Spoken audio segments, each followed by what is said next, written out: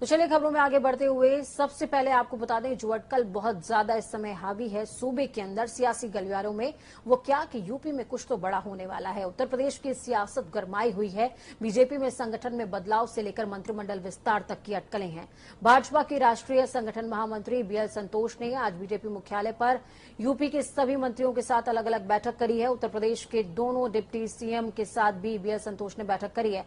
हालांकि सभी मंत्रियों के साथ हुई इस बैठक में की गई गोपनीय वार्ता की जो जानकारी है वो अभी तक बाहर नहीं आ पाई है। बीजेपी का साफ तौर पर कहना है कि वो कोरोना संक्रमण की तैयारियों में जुटे हुए हैं। बीजेपी के मंत्री किसी भी प्रकार की कोई भी जानकारी देने से बच रहे हैं। कयास लगाया जा रहा है कि केंद्रीय मंत्रिमंडल के विस्तार में भी यूपी के कुछ नए चेहरों को मौका दिया जाएगा, जिसका फायदा 2022 के विधानसभा चुनाव में पार्टी को मिल सकता है। लेकिन बैठक के बाद मंत्रियों और डिप्टी सीएम के बयान ने सूबे की सियासत में एक बार फिर से गहमा गहमी पैदा कर दी है। तो वहीं मीटिंग के बाद उत्तर प्रदेश के दोनों डिप्टी सीएम केशव प्रसाद मौर्य और दिनेश शर्मा ने बीजेपी संगठन महामंत्री बीएल संतोष के साथ बैठक करने के बाद मीडिया से बातचीत करी है। केशव प्रसाद मौर्य ने आगामी विधानसभा चुनावों को लेकर संकेत दिए। उन्होंने कहा बीजेपी 2022 में 300 पार सीटें हासिल करेगी। भारतीय जनता पार्टी के मेरे संगठन महामंत्री हैं और संगठनात्मक दृष्टि से बैठक पर चर्चा हुई है। बैठक जो चर्चा हुई है बहुत अच्छी चर्चा हुई है। 2022 में हम लोग फिर एक ऐतिहासिक विजय प्राप्त करेंगे। 300 पार।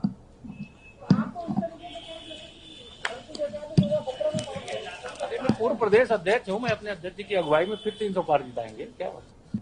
माननीय मुख्यमंत्री जी की जो व्यवस्था है वो मंत्रियों के साथ अलग बैठते हैं और सतत हर समय वो बैठकर उन्होंने चर्चा करी है। मंत्रियों के साथ में अलग भी चर्चा की है और साथ में मंत्रिमंडल के साथ भी हम लोग की चर्चा होती है। मंत्रियों के साथ में अलग चर्चा होती है, अधिकारियों के साथ में अलग चर्चा होती है। हर मंत्री को अलग अलग जिलों का प्रभार मिला हुआ है और हर मंत्री बड़े मेहनत के साथ अपने जिलों को मॉनिटर कर रहा है। वहां पे सघन प्रवास भी करता है, अधिकारियों के साथ कोऑर्डिनेशन। तो इस खबर पर ज्यादा जानकारी के लिए अनिल के अंकुर हमारे साथ में जुड़ चुके हैं राजधानी लखनऊ से। अनिल जी, जिस तरीके की तस्वीरें और जिस तरीके के मैराथन बैठकों का दौर पूरे दिन सूबे में नजर आया, उससे साफ तौर पर यह संकेत मिलता है कि एंटी इनकम्बेंसी भी है और संकेत इस बात के भी बड़ी तब्दीली हो सकती हैं। ठीक है पूजा, आप बिल्कुल सही कह रहे हो। एक बात बता दूं कि लखनऊ का इस पारा 38 डिग्री सेल्सियस से ऊपर का है और वैसे ही यहाँ का जो राजनीतिक पारा है वो भी लगातार बढ़ता जा रहा है। तो इसी राजनीतिक पारा के बढ़ते हुए जो लगातार सुबह से बैठकों का दौर कई दिनों से चला रहा है। कभी होश बोले जी, फिर संतोष जी यहाँ पे आकर बैठकें कर रहे हैं। तो लगातार दौर यहाँ से लेकर के कालीदास मार्ग जहाँ मुख्यमंत्री आवास है, यहाँ से लगातार वहां तक बैठकों का दौर कंटिन्यू है। इसमें क्या क्या हुआ है, इसमें तमाम कयास लगाए जा रहे हैं। हम बताते हैं, हमारे साथ संजीव कबासिया यहाँ पे मौके पर मौजूद थे। मैं उनसे पूछना चाहूंगा, आप सुबह से यहाँ पे थे, क्या क्या पूरा घटनाक्रम टाइम के अनुसार क्या क्या घटनाक्रम रहा आज सुबह से, आप बताइए। बिल्कुल, देखिए अंकुर जी, जिस तरीके से बीएल संतोष जो महामंत्री संगठन है भारतीय जनता पार्टी के, एक एक मंत्री से बुलाकर बंद कमरे में फीडबैक ली है। मंत्री के पास जिला प्रभारियों का भी चार्ज है, तो कहीं ना कहीं जहां के प्रभारी मंत्री है वहां के जिलों की फीडबैक ली गई है। इसके अलावा बात करें तो कई मंत्री ऐसे हैं जो बाद में मीडिया से बात करते हुए, खासतौर से केशव प्रसाद मौर्य की बात करें तो उन्होंने 2017 में जब वो तत्कालीन प्रदेश अध्यक्ष थे भाजपा के, तब उन्होंने कहा था कि अब की बार 300 पार। वही नारा उन्होंने भारतीय जनता पार्टी की आज की इस बैठक के बाद लगाया, यानी कि वो पूरी तरीके से रो में नजर आ रहे हैं। इसके अलावा सतीश चंद्र द्विवेदी जो बेसिक शिक्षा मंत्री है, अपने भाई को फर्जी तरीके से नियुक्ति कराने का आरोप था, वो पीछे के दरवाजे से निकले। यानी पूजा, आपको बता दूं कि सारे जो मंत्री हैं बिल्कुल कुछ बताने से बच रहे हैं साफ तौर पर। देखिए, सबसे बड़ी बात ये संजू की यहाँ पे जिस तरीके से गहमा गहमी है, तो ये जो गहमा गहमी से जो संदेश निकल के आ रहा है कि उस संगठन में परिवर्तन से लेकर के सत्ता में तमाम उलटफेर होने की संभावनाएं हैं। तो क्या क्या चीज अंदर से छन के आ रही है? आपने तमाम मंत्रियों से, तमाम विधायकों से, तमाम उन लोगों से सुबह से बातें की, क्या लगा आपको? बिल्कुल, देखिए ऑफ रिकॉर्ड सारे मंत्रियों से बात हुई है, लेकिन मंत्री ऑफ रिकॉर्ड भी कुछ बोलने से परहेज कर रहे हैं। लेकिन जितनी बड़ी बैठकें अंकुर जी हो रही हैं उसके कुछ ना कुछ खास मायने हैं और कुछ ना कुछ बड़ा बदलाव उत्तर प्रदेश में देखने को मिल सकता है। हो सकता है मंत्रिमंडल विस्तार, हो सकता है संगठन में किसी तरीके के बड़े बदलाव किए जाए। तो कहीं ना कहीं ये जो एक्सरसाइज है दिल्ली से लेकर लखनऊ तक की, इसके मायने बड़े हैं पूजा। देखिए पूजा, सबसे बड़ी बात यह है कि जहां तक संगठन की बात चल रही है और मंत्रिमंडल में विस्तार की बात चल रही है, इसके साथ ही साथ जो जैसा कि आपने शुरुआत में उल्लेख किया कि 300 सीटें पार करने का दावा मतलब जो लक्ष्य रखा है और इस बात की मतलब ऐलान खुद डिप्टी सीएम बिल्कुल। और सबसे बड़ी बात है अनिल जी कि 300 सीटें पार होंगी तो कैसे होंगी? साथ में हो सकती हैं, मजबूती के साथ हो सकती हैं, लेकिन मजबूती संगठन में उतनी ज्यादा नजर नहीं आती। यही वजह है कि बैठकों का दौर लगातार जारी है। बहुत बहुत शुक्रिया हमारे साथ जुड़ने के लिए, राजधानी लखनऊ से अहम जानकारी साझा करने के लिए। खबरों में आगे बढ़ेंगे और आपको बताएंगे उत्तर प्रदेश में आज से वैक्सीनेशन के मेगा अभियान की शुरुआत की गई। इसके लिए लखनऊ में विशेष तौर पर 3 मेगा सेंटर्स बनाए गए हैं, जिसमें प्रतिदिन 11,000 टीका लगवाने के लिए लक्ष्य रखा गया है। जबकि यूपी सरकार ने मिशन जून के तहत प्रदेश में 1 महीने के अंदर 1 करोड़ टीके लगवाने का लक्ष्य निर्धारित किया है। तो वहीं सीएम योगी आदित्यनाथ ने KD Singh mega vaccination centre का निरीक्षण करने के बाद प्रदेश की जनता से कोरोना का टीका लगवाने की अपील करी। साथ ही कहा कि कोरोना भले ही कम हो गया हो, लेकिन हमें 2 गज की दूरी और मास्क का पालन जरूर करना है। मेरी प्रदेश की जनता से अपील है, एक कोरोना प्रोटोकॉल के लिए जो बिहेवियर तय किया गया है वो उसका पालन जरूर करें। मास्क और 2 गज की दूरी का पालन। दूसरा, हमारी निगरानी और मोहल्ला समितियां गांव-गांव और मोहल्ले जा रही है। टेस्ट कराने से कोई ना भागें, ये सभी टेस्ट फ्री में हैं। तीसरा, वैक्सीन फ्री में है। 18 से 44 को वर्ष की उम्र को राज्य सरकार और 45 वर्ष से अधिक की उम्र को केंद्र सरकार फ्री में वैक्सीन दे रही है। हम वैक्सीन जरूर लें। यह वैक्सीन कोरोना महामारी में एक सुरक्षा कवच का काम करेगा।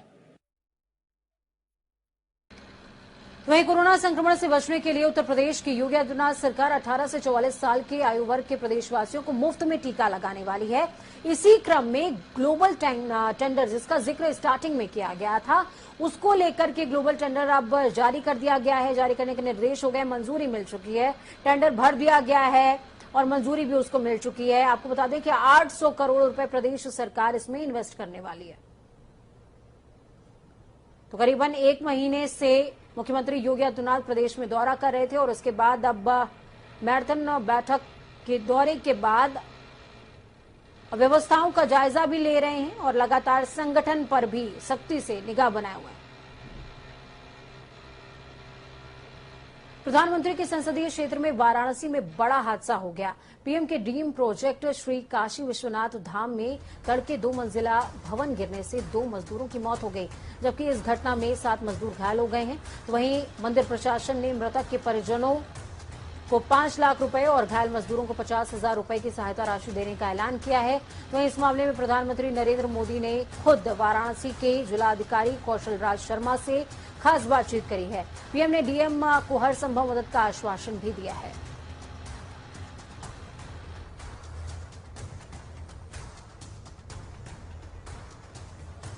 तो इसी घटना को लेकर के सीएम ने ट्वीट भी किया है, आपको वो ट्वीट भी दिखाएंगे। पीएम मोदी का संसदीय क्षेत्र वाराणसी, जहां पर ये घटना हुई, घटना के बाद प्रधानमंत्री ने खुद जिलाधिकारी से बातचीत करी फोन लाइन पर और हर संभव मदद का आश्वासन दिया है। घायलों के लिए और मृतकों के लिए सहायता राशि का भी ऐलान किया गया है। श्री काशी विश्वनाथ मंदिर में मकान गिरने से यह हादसा हुआ, 7 लोग घायल हुए हैं, तो कई लोगों की जान इस हादसे में चली गई है। ड्रीम प्रोजेक्ट है काशी विश्वनाथ मंदिर धाम का, 2 मंजिला इमारत गिरी है। पीएम मोदी का संसदीय क्षेत्र है और ऐसे में प्रधानमंत्री ने खुद जिलाधिकारी से फोन लाइन पर बातचीत करी, उनसे कहा कि हर संभव मदद करेंगे। ट्वीट आपको दिखा रहे हैं। श्री काशी विश्वनाथ धाम परिसर में आज जर्जर भवन गिरने की दुर्घटना में हुई मजदूरों की मृत्यु अत्यंत दुखद है। प्रभु श्री राम से प्रार्थना है दिवंगत आत्माओं को शांति तथा परिजनों को सहने की शक्ति दें, घायलों को शीघ्र अतिशीघ्र स्वस्थ करें।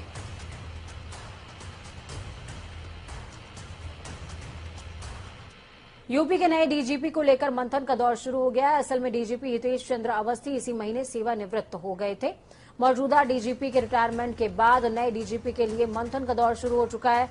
अगले डीजीपी के लिए बीएसएफ में तैनात Mukul Goyal, DG EOW doctor RP Singh, DG भर्ती बोर्ड राजकुमार Vishwakarma, DG jail Anand Kumar, DG home guard Vijay Kumar समेत 30 साल की सेवा दे चुके आईपीएस अफसरों का नाम भी इसमें भेजा जाएगा और 1990 बैच तक के आईपीएस अफसरों का नाम भेजा जा सकता है। इस खबर पर ज्यादा जानकारी के लिए अनूप हमारे साथ में जुड़ चुके हैं। अनूप, क्या कुछ अपडेट है आपके पास? देखिए पूजा, उत्तर प्रदेश के डीजीपी हितेश चंद्र अवस्थी का 30 जून को रिटायरमेंट होना है। इसी वजह से तैयारियां शुरू हो चुकी हैं। जाहिर सी बात है, ऐसे में तैयारियों को लेकर के 30 जो 1991 बैच से ऊपर के जितने भी आईपीएस डीजी रैंक के हैं उनका नाम उसमें छाटा जा रहा है। करीब 15 ऐसे नाम हैं, चाहे आनंद कुमार डीजी जेल की बात करें या फिर राजकुमार विश्वकर्मा की बात करें जो इस समय पुलिस भर्ती बोर्ड के डीजी हैं, या फिर आरपी सिंह की बात करें ईओडब्ल्यू के।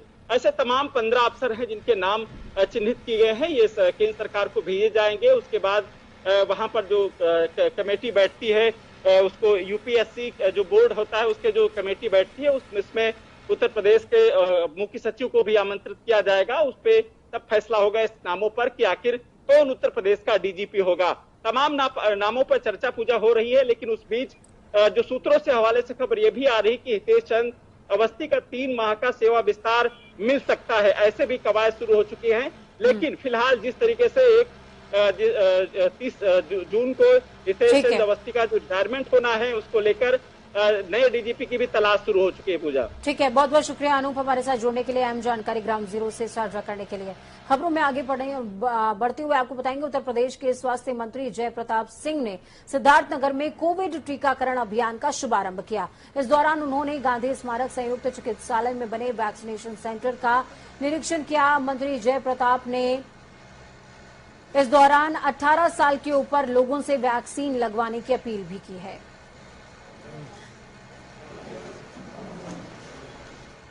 उत्तर प्रदेश में आज से वैक्सीनेशन के मेगा अभियान की शुरुआत होने जा रही है और लखनऊ में विशेष तौर पर इसके लिए 3 मेगा सेंटर्स बनाए गए हैं जहां पर वैक्सीनेशन चल रहा है, जिनमें से 11,000 टीका लगवाने के लिए लक्ष्य रखा गया। खास बात यह भी है कि वरिष्ठ नागरिकों को आने जाने के लिए बसों के संचालन की व्यवस्था भी की गई है।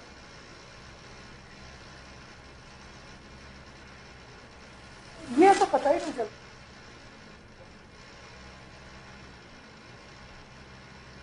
तो आज से वैक्सीनेशन की शुरुआत हो चुकी है और 11,000 प्रतिदिन टीकाकरण का सिर्फ राजधानी लखनऊ में लक्ष्य रखा गया है। 3 मेगा वैक्सीनेशन सेंटर्स जहां पर 11,000 लोगों को प्रतिदिन वैक्सीनेट किया जाएगा। उत्तर प्रदेश में मई महीने में कोरोना का संक्रमण काफी तेजी से कम हुआ। करीबन 2 महीने बाद 1500 से कम मरीज मिले हैं। बीते 24 घंटे में 3,12,000 लोगों का कोरोना संक्रमण की जांच हुई है, जिनमें से 1,497 लोग पॉजिटिव मिले हैं। यानी कि जितने लोगों का कोरोना टेस्ट किया गया उनमें से सिर्फ 0.5% लोग ही पॉजिटिव मिले हैं। अब रिकवरी रेट बढ़कर 96.06% हो गया है। 24 घंटे में 151 लोगों ने अपनी जान कोरोना के चलते गंवाई है।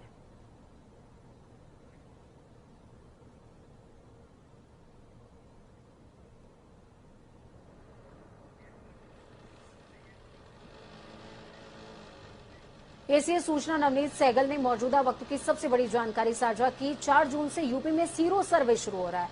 सीरो सर्वे लोगों में एंटीबॉडीज का पता लगा सकेगा और मौजूदा परिस्थिति में लोगों को फिल्टर करने में भी आसानी होगी।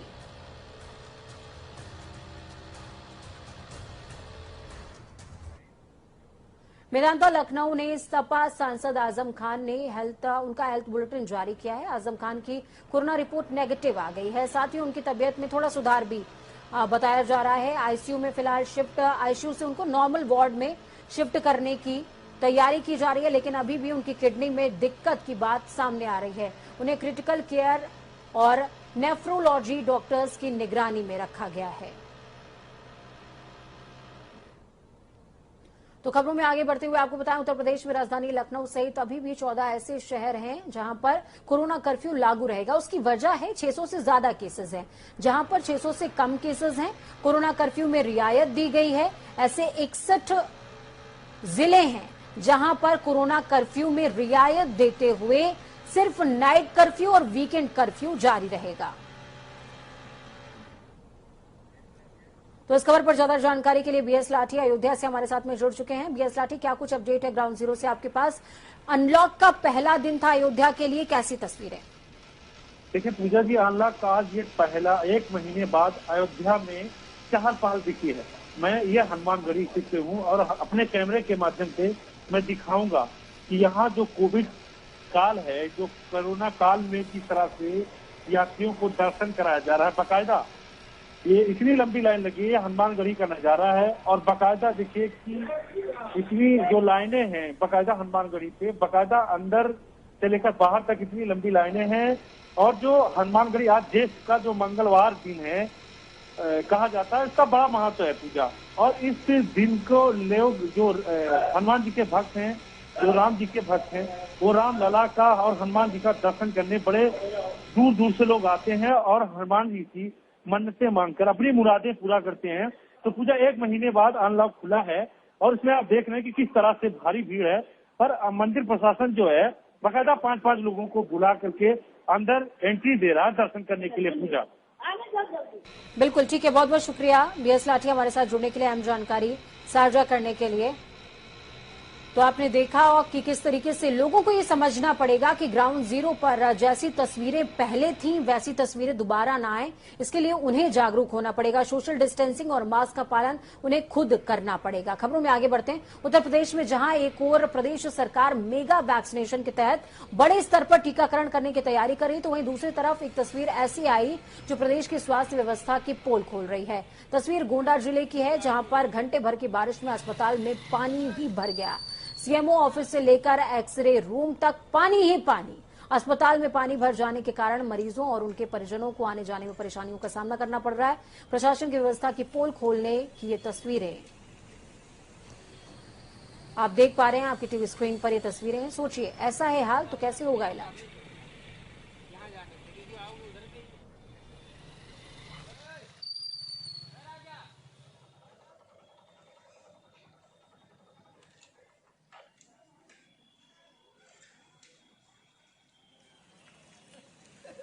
अस्पताल